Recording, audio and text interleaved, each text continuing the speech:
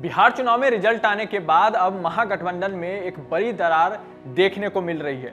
2:42 पे रोहिणी आचार्य, जो लालू यादव की बड़ी बेटी हैं, तेजस्वी से उम्र में बड़ी हैं और राजनीति में कहें तो मीसा भारती और रोहिणी आचार्य ही जो हैं वो पॉलिटिकली एक्टिव रहती हैं। वहीं रोहिणी आचार्य ने ट्वीट करके एक जानकारी दी, जिसके बाद एक राजनीतिक भूचाल आ गया है महागठबंधन में, आरजेडी में और बिहार की राजनीति में भी कहें तो। रोहिणी ने लिखा है कि मैं राजनीति छोड़ रही हूं और अपने परिवार को भी छोड़ रही हूं। साथ ही उन्होंने कहा इसकी जो वजह है वो वजह संजय यादव और रमीज है। संजय यादव को आप सभी जानते हैं कि संजय यादव हमेशा राइट हैंड की तरफ में आपको देखने को मिले हैं तेजस्वी यादव के साथ, और उनके सलाहकार हैं और कई तरह की बातें उनको लेकर के की जा रही हैं कि टिकट बंटवारे में कई सारी प्रॉब्लम्स आई थी, पैसे लेकर के टिकट दिया गया, सही कैंडिडेट को टिकट नहीं दिया गया था। साथ में जो मैनेजमेंट को लेकर के भी कई सारी समस्या आप देखें तो बीच बीच में उठता हुआ दिखा था। लेकिन अब जब रोहिणी आचार्य ने इस चीज को लेकर के ट्वीट किया है तो इस बात की लगभग पुष्टि होती हुई दिख रही है कि संजय यादव फैक्टर और रमीज, जो एक नया नाम है उस पर हम आएंगे, संजय यादव फैक्टर है जो लेकर के आपको आरजेडी में बहुत ही देखने को मिली है। उनके नेताओं में जो बड़ी नाराजगी है वो अंदर खाने ही देखने को शुरुआती दौर में भी मिल रही थी और अब वो और भी मुखर होते हुए दिख रहा है। अगर हम कहें तो तेजस्वी यादव की राहें आपको बहुत ही कमजोर दिख रही हैं और बहुत परेशानी से भरी हुई दिख रही हैं। रोहिणी आचार्य अक्सर तेजस्वी यादव के साथ दिखती थी, कई मसले पे आपने देखा है परिवार का उन्होंने साथ दिया है और पहले तेज प्रताप पार्टी को छोड़ के गए।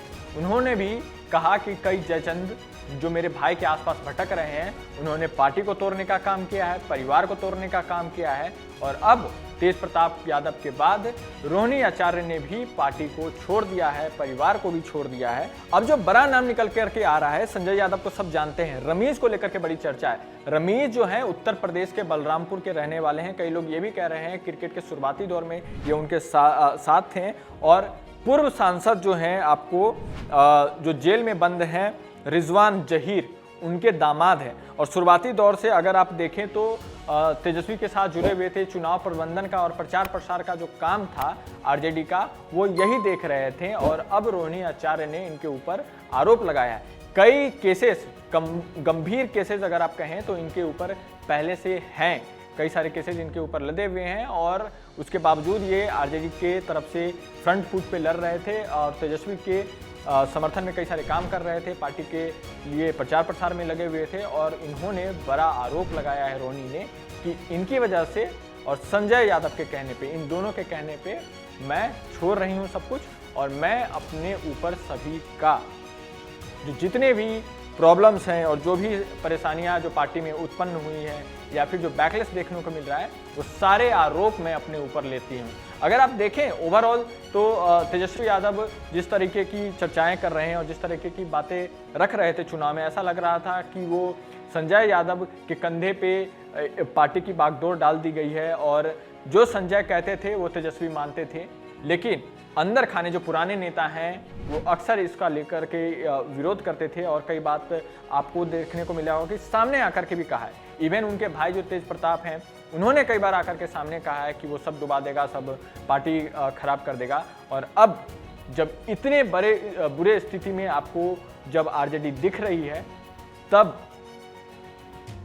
बड़ी बहन के छोड़ जाने का पार्टी और परिवार का ये एक बहुत बड़ा बैकलेस आपको देखने को मिलेगा आरजेडी के लिए।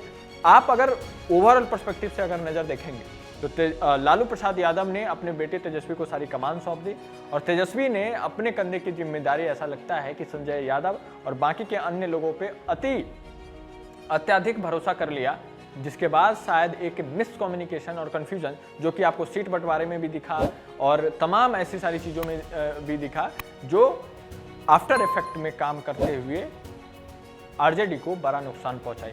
आपको क्या लगता है कि क्या इस तरीके की चीजें महागठबंधन को, तेजस्वी यादव को और आरजेडी को कहां तक लेकर के जाएगी? क्या भविष्य उनका उज्जवल है या फिर नहीं? कमेंट करके बताइए। आप देख रहे थे एनकोर्स, मैं हूं आनंद। जय हिंद।